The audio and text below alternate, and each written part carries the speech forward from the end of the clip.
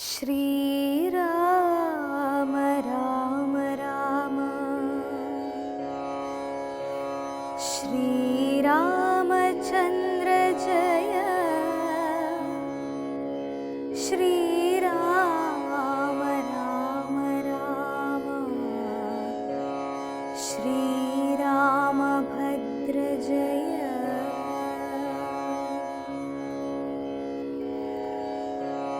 അന്നേരമാശു കാണായി വന്നിതു വരുന്നതത്യുന്നതമായ മഹാസത്വമത്യുഗ്രാരവം. ഉദ്ധൂതവൃക്ഷം കരാളോജ്വലദംഷ്ട്രാന്വിത വക്ത്രഗഹ്വരം ഘോരാകാരമാരുണ്യനേത്രം വാമാംസസ്ഥലന്യസ്തശൂലാഗ്രത്തിങ്കലുണ്ടു ഭീമശാർദൂല സിംഹമഹിഷവരാഹാദി വാരണമൃഗവനഗോചരം ജന്തുക്കളും പൂരുഷന്മാരും കരഞ്ഞേറ്റവും തുള്ളിത്തുള്ളി പച്ചമാംസങ്ങളെല്ലാം ഭക്ഷിച്ചു കൊണ്ടുച്ചത്തിലലറി വന്നിടിനാനതു നേരം. ദൃഷ്ടിയിൽ നിന്നും കനൽ കട്ടകൾ വീഴും വണ്ണം പുഷ്ടകോപേന ലോകം ഞെട്ടുമാറുര ചെയ്താൻ. ശക്തനാം വിരാധനെന്നെ നീ കേട്ടിട്ടില്ലേ? ഇത്രിലോകത്തിങ്കലെന്നെ ആരറിയാതെയുള്ളതെത്രയും മൂഢൻ ഭവാനെന്നിഹ ധരിച്ചേ ഞാൻ. മൽഭയം നിമിത്തമായി താപസരെല്ലാം ഇപ്പോൾ ഇപ്രദേശത്തെ വെടിഞ്ഞൊക്കവേ ദൂരെ പോയാർ. നിങ്ങൾക്കു ജീവിക്കയിലാശയുണ്ടുള്ളിലെങ്കിൽ അങ്കനാരത്നത്തെയുമായുധങ്ങളും വെടിഞ്ഞെങ്ങാനും ഓടിപ്പോവിനെല്ലായിലെനിക്കിപ്പോൾ തിങ്ങീടും വിശപ്പടക്കിയിടുവൻ ഭവാന്മാരാൽ. ഇത്തരം പറഞ്ഞവൻ മൈഥിലി തന്നെ നോക്കി സത്വരം അടുത്തതു കണ്ടു രാഘവനപ്പോൾ. പത്രികൾ കൊണ്ടു തന്നെ ഹസ്തങ്ങൾ അറുത്തപ്പോൾ ക്രുദ്ധിച്ചു രാമം പ്രതി വക്ത്രവും പിളർന്നതി സത്വരം. നക്തഞ്ചരനടുത്താനതു നേരം അസ്ത്രങ്ങൾ കൊണ്ടു ഖണ്ഡിച്ചിടിനാൻ പാദങ്ങളും. ബദ്ധരോഷത്തോടവൻ പിന്നെയും അടുത്തപ്പോൾ ഉത്തമാംഗവും മുറിച്ചിടിനാനീതു രാമൻ. രക്തവും പരന്നിതു ഭൂമിയിലതു കണ്ടു ചിത്തകൗതുകത്തോടു പുണർന്നു വൈദേഹിയും. നൃത്തവും തുടങ്ങിനാരപ്സര സ്ത്രീകളെല്ലാം അത്യുച്ചം പ്രയോഗിച്ചു ദേവദുന്ദുഭികളും. അന്നേരം വിരാധൻ തന്നുള്ളിൽ നിന്നുണ്ടായൊരു ധന്യരൂപനെ കാണായി വന്നിതാകാശമാർഗേ. സ്വർണഭൂഷണം പൂണ്ടു സൂര്യസന്നിഭകാന്ത്യാ സുന്ദര ശരീരനായി നിർമ്മലാംബരത്തോടും.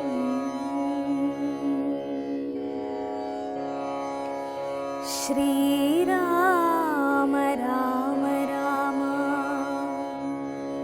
രാവണാന്തക രാമ ശ്രീരാമ മമ ഹൃദി രമതാം രാമ രാമ.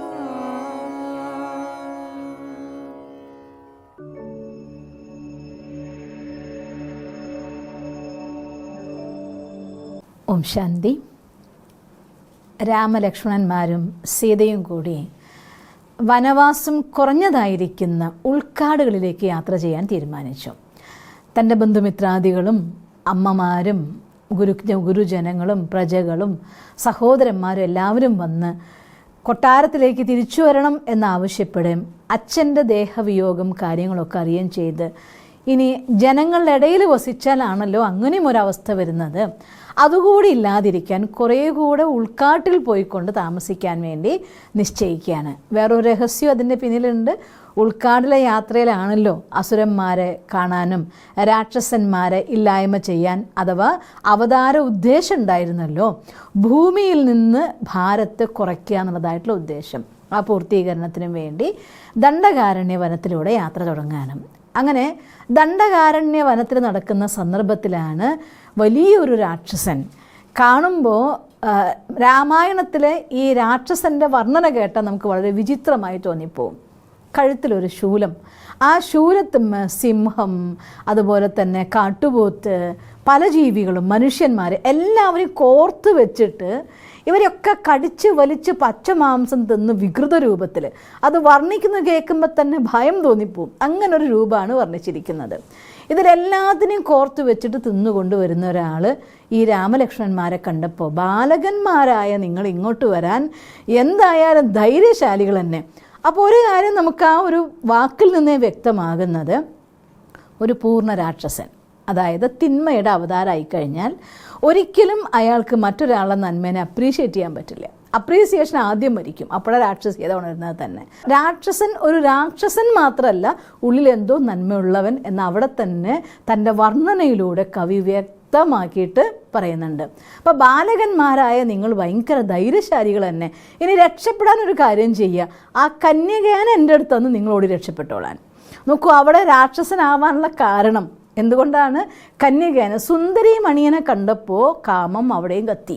അപ്പോൾ കാമം കൊണ്ട്, ക്രോധം കൊണ്ട്, ലോഭം കൊണ്ട്, അഹങ്കാരം കൊണ്ട് കഴിക്കുന്നത് പച്ചമാംസം കടിച്ചു തീർന്നു. മനസ്സിലാക്കാലോ നമുക്ക് നാവിൻ്റെ ആസക്തി എവിടെ വരെ എത്തി എന്നുള്ള കാര്യം. എനിക്കത് പറയുമ്പോൾ പലപ്പോഴും നമ്മൾ ഈ കാലഘട്ടത്തിൽ കണ്ടുകൊണ്ടിരിക്കുന്ന പല ദൃശ്യങ്ങളും ഓർമ്മ വരും. ജീവികളെ പച്ചയ്ക്ക് തിന്നുന്ന മനുഷ്യന്മാർ. അപ്പോൾ തീർച്ചയായിട്ടും അവിടെ വിരാധന്മാരുടെ ചിത്രങ്ങളൊക്കെ എൻ്റെ മനസ്സിൽ വരാറുണ്ട്. രാമായണത് വായിക്കുമ്പോൾ മനുഷ്യന്മാർ ഈ ജീവികളെയൊക്കെ ഇങ്ങനെ ഒന്നിച്ച് കെട്ടി തൂക്കി നിർത്തിയിട്ട് കത്തിച്ചിട്ട് അതുകൊണ്ട് മുറിച്ച് തിന്നുക. രാത്രിയിൽ ക്യാമ്പ് ഫയർ ആണ്, ട്രിപ്പാണ്, ടൂറാണ്, കാട്ടിൽ പോയിട്ട് ആസ്വദിക്കുക എന്നൊക്കെ പറഞ്ഞുകൊണ്ട് പല ചിത്രങ്ങൾ കണ്ടിട്ടായിരിക്കുമല്ലോ അല്ലേ. താഴെ ഇങ്ങനെ തീ കൂട്ടിയിട്ടിട്ട് മേലെ വടിയുടെ മുകളിലൊക്കെ ഇങ്ങനെ കെട്ടി തൂക്കിയിടുക, എന്നിട്ട് അതിനെ കത്തുമ്പോൾ അത് കത്തി വെന്തെരിയുമ്പോൾ ആ മാംസം മുറിച്ച് കടിച്ച് തിന്നുന്ന ആ ദൃശ്യം നിങ്ങളൊന്ന് ഓർത്ത് നോക്കി. ഇതൊക്കെ തന്നെയല്ലേ രാക്ഷസൻ എന്ന് കൊണ്ട് വരച്ചു വയ്ക്കുന്ന ചിത്രം. അപ്പം അത്തരത്തിൽ സ്വന്തം നാവിൻ്റെ മേലെ ഒരു നിയന്ത്രണവും ഇല്ലാതായവൻ ഒന്നാമത്തെ ലക്ഷണം. രണ്ടാമത്, ഒരു പെൺകുട്ടിയെ കണ്ടപ്പോൾ തൻ്റെ കാമത്തിനും, രണ്ട് ആളുടെ കൂടെയാണ്, ആരാണ് എന്താണെന്നൊന്നും അറിയേണ്ട ആവശ്യമില്ല, എനിക്ക് അവരുടെ ആസക്തി വന്നു, അപ്പോൾ കാമം കത്തി, അവിടെയും രാക്ഷസനായി. പിന്നെ ഒന്ന് ക്രോധം കൊണ്ട്, അഹങ്കാരം കൊണ്ട് സ്വയം മറന്നവൻ. എന്നെ അറിയാത്ത ആരെങ്കിലും ഈ മൂന്ന് ലോകത്തിലുണ്ടോ എന്നാണ് ചോദിക്കുന്നത്. അപ്പോൾ അഹങ്കാരത്തിൻ്റെ മൂർത്തി. അപ്പോൾ കാമം, അത് എനിക്ക്, ഞാൻ രാമനാണ്, ഇങ്ങനെയുള്ള ഒരു അഹങ്കാരം ഇല്ലാണ്ടാക്കാൻ തന്നെ ജനിച്ചവനെന്ന് ഇൻഡയറക്ട്ലി സംസാരിച്ചപ്പോൾ ക്രോധം കൊണ്ട് കത്തി. അപ്പോൾ കാമം, ക്രോധം, ലോഭം, മോഹം, അഹങ്കാരം എല്ലാം മൂത്തപ്പാരായി മാറി വിരാധൻ. കഥയിൽ അങ്ങനെയല്ലേ പറയുന്നത്. വിദ്യാധരൻ എന്നതായിരിക്കുന്ന ഒരു ഗന്ധർവൻ, ആ ഗന്ധർവനാണ് ദുർവാസാവ് മുനി അദ്ദേഹത്തെ അഹങ്കാരത്തിന് ശപിച്ചതാണ്. അങ്ങനെയാണ് വിരാധൻ എന്നതായിരിക്കുന്ന രാക്ഷസനാവുന്നത്. പേരും തന്നെ വളരെ രസകരമല്ലേ. വിദ്യാധരൻ മാറി വിരാധനാകുന്നു. അപ്പോൾ വിരാധൻ എന്നതായിരിക്കുന്ന രാക്ഷസൻ, വിരാധൻ, ഞാൻ ഒരു വിരാധൻ എന്നുകൂടി രാമായണത്തിൽ എടുത്ത് പറയുന്നുണ്ട്. അപ്പോൾ ഒരു വിരാധൻ എന്ന് പറയണമെങ്കിൽ കുറേ വിരാധന്മാരുടെ കൂട്ടത്തിൽ ഒരാൾ, അപ്പോഴല്ലേ ഒരാളെ ഒരു വിരാധൻ എന്ന് പറയുന്നുള്ളൂ. ഞാനൊരു വിരാധൻ എന്ന് അത് കഴിഞ്ഞ ശേഷം രാമനോട് മോക്ഷം കിട്ടിയപ്പോൾ പറയുകയാണ്. അപ്പോൾ കഥയിൽ രസകരമായിട്ടൊരു ദൃശ്യം, വിരാധവധം നടന്ന സമയത്ത് ദേവദുന്ദുബികൾ മുഴങ്ങി, പുഷ്പവൃഷ്ടി ഉണ്ടായി, ഇതൊക്കെ വർണ്ണിക്കുന്നുണ്ട്. അതെന്തുകൊണ്ടാണോ? ഒരാളെ വധിച്ചതുകൊണ്ടാണോ? അല്ല, ഒരാൾക്ക് ശാപമോക്ഷം കിട്ടിയതിൻ്റെ സന്തോഷം കൊണ്ടാണ് ദേവദുന്ദുബി മുഴക്കിയത് എന്നാണ് പറയുന്നത്. അപ്പോൾ നോക്കൂ, ഇവിടെ ഈ സന്ദർഭത്തിൽ ഒരാൾക്ക് ജീവാത്മാവിന് മോക്ഷം കിട്ടണമെന്നുള്ളതായിട്ടുള്ള വിധി, ഇതൊക്കെ ശാപമോക്ഷം കിട്ടാനുള്ള വിധി ഇവിടെ വ്യക്തമായിട്ട് പറയുന്നുണ്ട്. അതായത് ഇങ്ങനെ പറഞ്ഞുകൊണ്ട് രാമലക്ഷ്മണന്മാർ പോവില്ല എന്ന് കണ്ടപ്പോൾ സീതേനെ പിടിക്കാൻ വേണ്ടി കൊണ്ടുവന്നു. അപ്പോൾ രാമൻ സീതയെ രക്ഷിക്കാൻ വേണ്ടിക്കൊണ്ട് സീതയുടെ മുന്നിലേക്ക് ചാടി നിൽക്കുകയാണ്.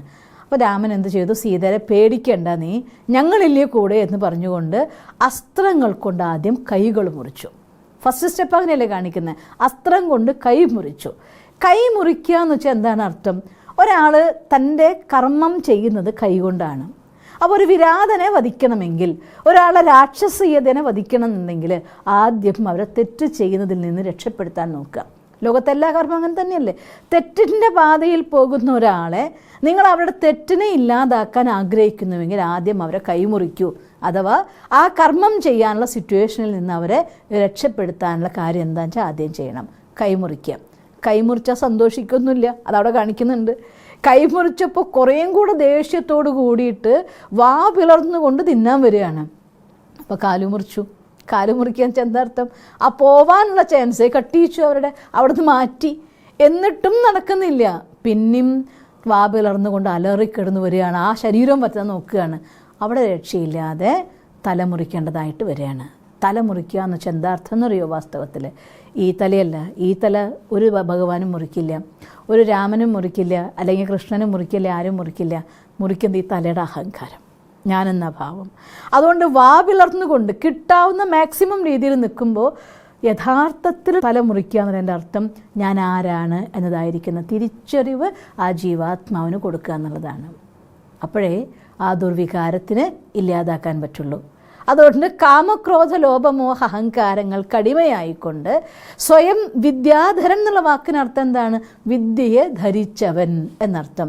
വിദ്യയെ ധരിക്കുക എന്നർത്ഥം നമ്മുടെ ഭാഷയിൽ പഠിച്ചവൻ.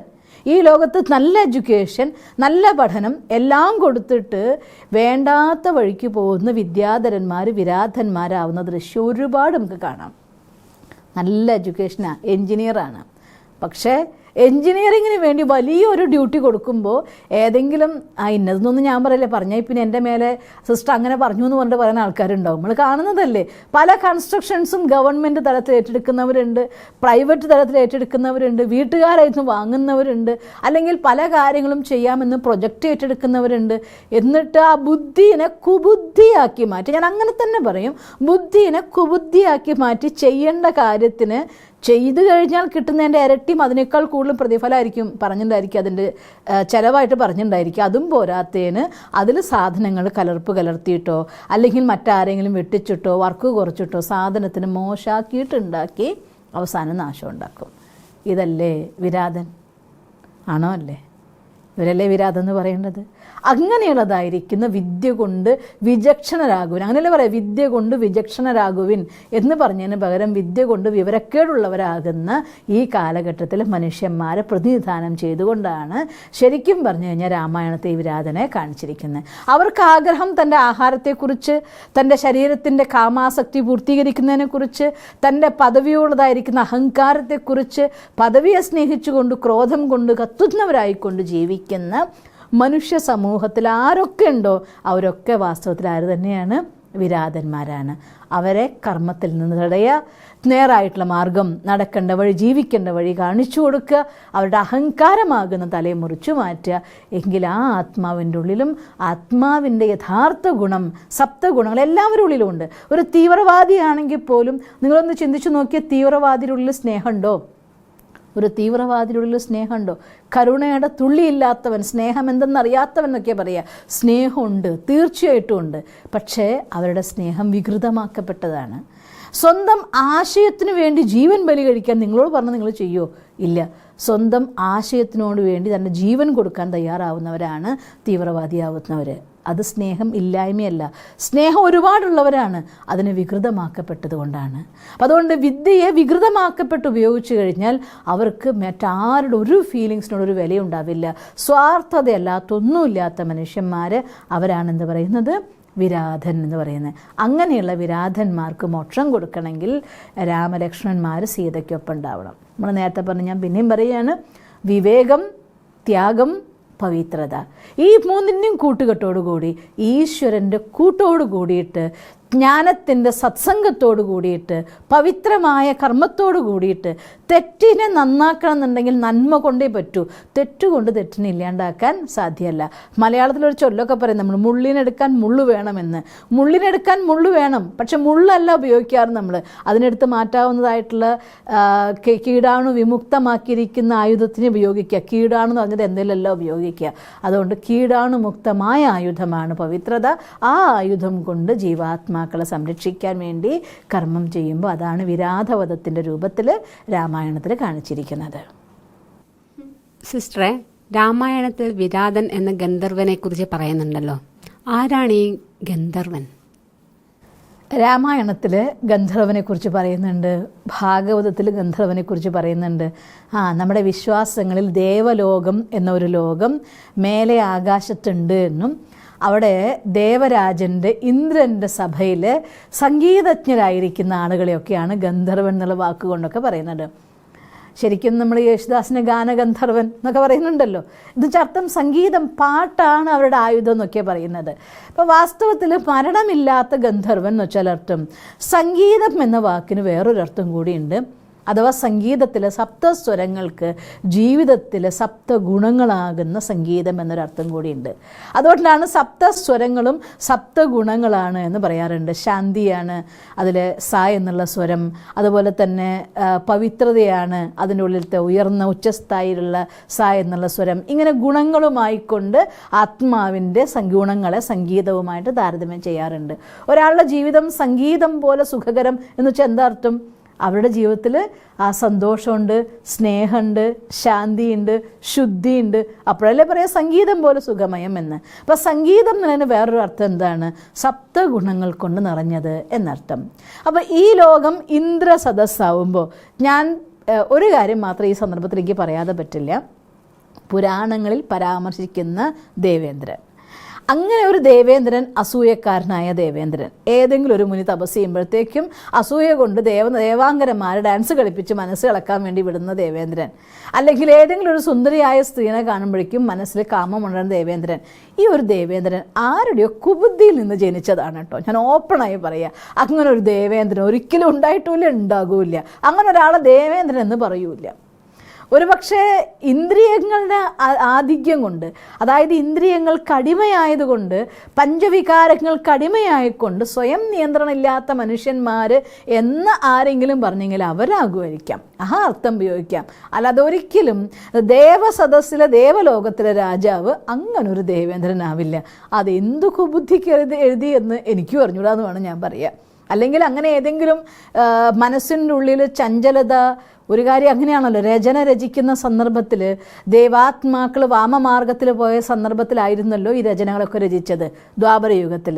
അപ്പോൾ വാമമാർഗത്തിൽ പോയപ്പോൾ അന്ന് രചിച്ച ആളുകളെ സംബന്ധിച്ചിടത്തോളം എല്ലാതും ദേവാത്മാ താഴെ പോയി എന്ന് പറയുമ്പോൾ എല്ലാ കാര്യത്തിലും നമ്പർ 1 രാജാവിനല്ലേ കാണിക്കുക. അതുകൊണ്ട് വേണമെങ്കിൽ ദേവേന്ദ്രനെ ഇങ്ങനെയുള്ള എല്ലാ മോശശീലങ്ങളെയും കാണിക്കുകയായിരിക്കും. അല്ലാണ്ട് ദേവസദസ്സിൽ സത്യത്രേതായുഗങ്ങളിൽ ഈ ഭൂമി ദേവഭൂമിയായപ്പോൾ ശ്രീരാമനും ശ്രീകൃഷ്ണനും രാജ്യം ഭരിച്ച ദേവഭൂമിയാണ് ഭാരതഭൂമി. അവിടെ അങ്ങനെ ഒരു ദേവേന്ദ്രനൊന്നും ഉണ്ടായിട്ടില്ല. പിന്നെ ഒരു കാര്യം ഉറപ്പാണ്, മനുഷ്യൻ്റെ മനസ്സിലെ ചിന്തകൾ ആകാശത്തോളം വിശാലമാവുമ്പോഴാണ് അവരെ ദേവൻ എന്ന് പറയുക. അവരുടെ ഉള്ളിൽ ഇങ്ങനെ കുബുദ്ധിയും വരില്ല. പക്ഷേ വാസ്തവത്തിൽ ജീവാത്മാവിൻ്റെ ഉള്ളിൽ എല്ലാ ദിവ്യഗുണങ്ങളും നിറയുമ്പോൾ അവിടുത്തെ ജീവിതം സംഗീതമയമായി മാറും.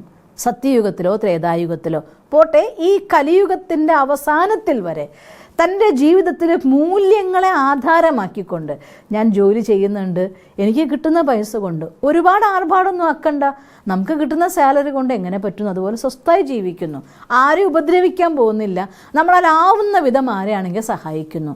നമ്മുടെ ഉത്തരവാദിത്തങ്ങൾ നിറവേറ്റിക്കൊണ്ട് സാധാരണമായി ജീവിക്കുന്ന എത്രയോ ജനങ്ങൾ കലിയുഗത്തിൻ്റെ അവസാനത്തിൽ പോലും ഇല്ലേ, കാണുന്നില്ലേ നമ്മൾ? അങ്ങനെയുള്ള മനുഷ്യന്മാരാണ് തൻ്റെ ജീവിതത്തെ സുഖമായ സംഗീതമാക്കുന്ന ഗന്ധർവൻ.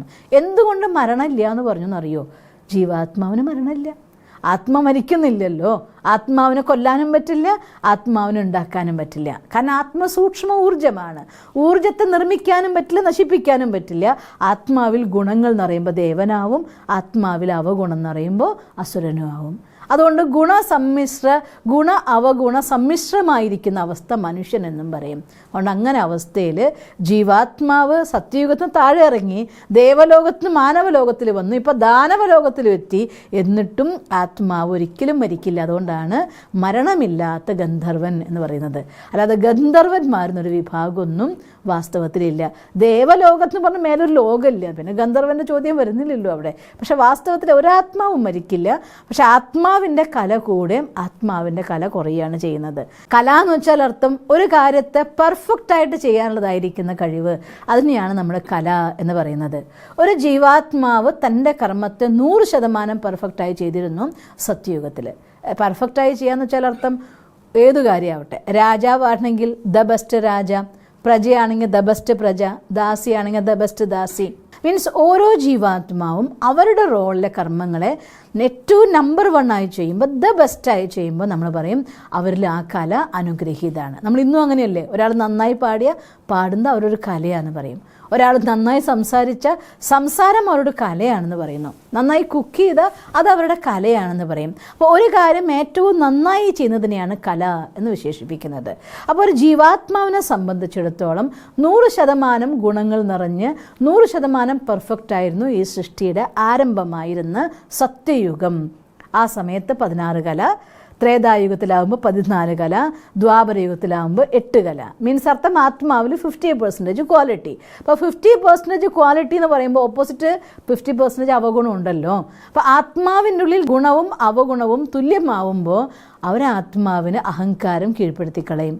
അങ്ങനെ അഹങ്കാരം കൊണ്ട് തൻ്റെ കർമ്മങ്ങൾ ചെയ്യുമ്പോഴാണ് ദുർവാസാവിൻ്റെ ശാപം കിട്ടിയിട്ടാണ് വിദ്യാധരൻ വിരാധനായി എന്ന് പറയുന്നത്.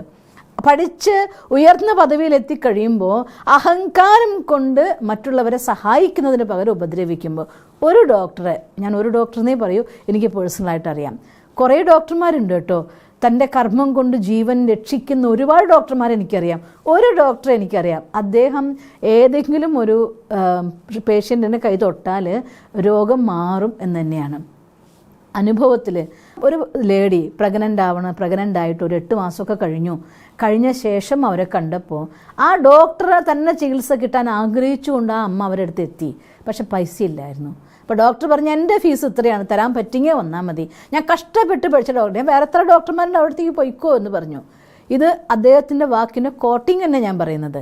പക്ഷേ അദ്ദേഹത്തിൻ്റെ ജീവിതത്തിൻ്റെ അവസാനമാകുമ്പോൾ ഞാൻ കണ്ടിട്ടുണ്ട്, ലാസ്റ്റ് മൊമെൻറ്റ്സ് രോഗിയായി കിടന്നിട്ടൊന്നുമല്ല, ഒരു ദിവസം മുഴുവൻ സം സിറ്റുവേഷൻസിൽ ഒരു ഫ്ലാറ്റിൽ അദ്ദേഹം കുരുങ്ങിയിട്ട്, അങ്ങനെ കുരുങ്ങിയാണ് കിടക്കുകയാണെന്ന് ആരും അറിഞ്ഞില്ല. വെള്ളം കൊടുക്കാനോ ആഹാരം കൊടുക്കാനോ പറ്റാതെ വെള്ളത്തിനും ആഹാരത്തിനും സാമീപ്യത്തിനും വേണ്ടി കൊതിച്ചിട്ടായിരുന്നു ആ ആത്മദേഹത്തിന് പോയത്. ഇത് എൻ്റെ പേഴ്സണൽ എക്സ്പീരിയൻസ് ആണ്. ആളാരാണ് ഏതാണ് നിങ്ങൾ ചോദിക്കരുത്. തിന്മയ്ക്കുടെ കാര്യത്തിൽ ഒരാളും പേര് പറയരുത്, നന്മയുടെ കാര്യത്തിൽ പറയാൻ കുഴപ്പമില്ല. അതുകൊണ്ട് അങ്ങനെ എൻ്റെ അനുഭവമുണ്ട്. ഇത് ഡോക്ടർ എന്നത് മാത്രമൊന്നുമല്ല, ഗവൺമെൻറ് ഓഫീസിലാണെങ്കിലും നിങ്ങൾ ഒരു കച്ചവടക്കാരനാണെങ്കിലും ധാർമ്മികമായിട്ടും നിങ്ങളുടെ നന്മേനെ ചൂഷണം ചെയ്യില്ല എന്നുള്ള ബോധ്യത്തോടു കൂടിക്കൊണ്ടും നിങ്ങൾക്ക് സഹായിക്കാൻ പറ്റുന്നതെല്ലാം ചെയ്തിട്ട് സഹായത്തോടെ ജീവിക്കൂ. അപ്പോൾ പറയും നിങ്ങൾ വിദ്യാധരനാണ്. അതേസമയം ലോകത്ത് അങ്ങനെയല്ല കാണുന്നത്. എത്ര പദവി കൂടുന്നുണ്ടോ, എത്ര പൊസിഷൻ കൂടുന്നുണ്ടോ, അത്രയും അവരുടെ വിദ്യ കിട്ടിയാൽ അത്രയും അഹങ്കാരം കൊണ്ട് അന്ധരാവുകയാണ് മനുഷ്യർ. അങ്ങനെയുള്ള മനുഷ്യന്മാർക്ക് കർമ്മം കൊണ്ട് താഴ്ന്ന ലെവലിൽ എന്തിനും തിന്ന് എവിടെയും കിടന്ന് എങ്ങനെയും ഉറങ്ങുന്ന മോശം ജീവിതത്തിലേക്ക് എത്തിപ്പെട്ടേക്കാം. അതുകൊണ്ട് കെയർഫുള്ളാവൂ. പഠിക്കുന്നത് മറ്റുള്ളവരെ സഹായിക്കാനാണ്. പഠിക്കാൻ നമുക്ക് കഴിവുണ്ടെങ്കിൽ പഠിക്കാൻ പറ്റാത്തവർക്ക് സഹായിക്കാൻ വേണ്ടി അനുഗ്രഹമാക്കി നമ്മുടെ ജീവിതത്തെ മാറ്റിയില്ലെങ്കിൽ ദുർവാസാവിൻ്റെ ശാപം എന്ന് വെച്ചാൽ അർത്ഥം ദുർവാസാവ് നീ അങ്ങനെയായിട്ട് പോട്ടെ എന്നൊരാൾ പറഞ്ഞ് അങ്ങനെ ആവുന്നല്ല. ഇനിയൊരു ജന്മം കർമ്മം എന്ന ദുർവാസാവ് നിങ്ങളെ ശപിച്ച് ആ ലെവലിലാക്കുമെന്ന വാണിംഗ് രാമായണം നമുക്ക് തരികയാണ്. ഈ ഒരു സന്ദർഭമാണ് രാമായണത്തിൽ നമ്മൾ കാണുന്നത്.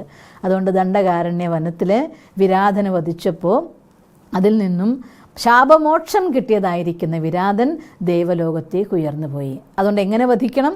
ആദ്യം തെറ്റ് ചെയ്യുന്നതിൽ നിന്ന് തടയണം, പിന്നെ ആ മാർഗത്തിൽ നിന്ന് അവരെ രക്ഷിക്കണം. അത് കഴിഞ്ഞ ശേഷം വിവേകം പ്രദാനം ചെയ്തുകൊണ്ട് അഹങ്കാരത്തെ വധിക്കണം.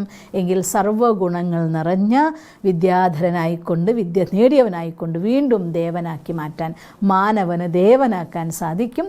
അതിനുവേണ്ടിയാണ് പരമാത്മരാമൻ നമുക്ക് ജ്ഞാനം നൽകുന്നത്. ആ ജ്ഞാനത്തിൻ്റെ മാർഗത്തിലൂടെ മുന്നോട്ട് പോയ ജീവിതം സുഖകരമാക്കാമെന്ന സന്ദേശമാണ് ഈ സന്ദർഭത്തിൽ രാമായണം നമുക്ക് തരുന്നത്. മനസ്സിലായോ?